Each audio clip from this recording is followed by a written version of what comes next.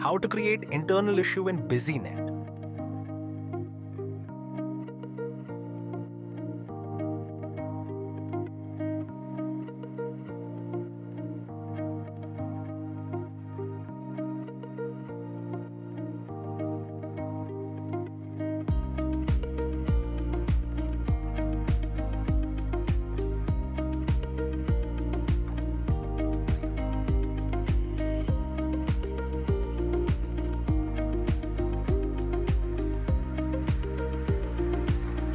Users can create internal issue by selecting the requirement area and the requisition number.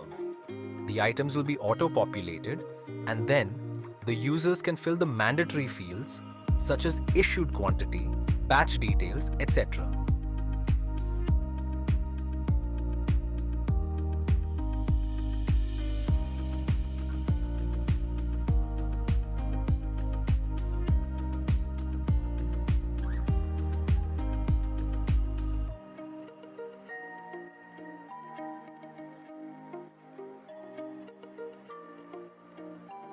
Once document is approved, users can generate PDF print of the respective document.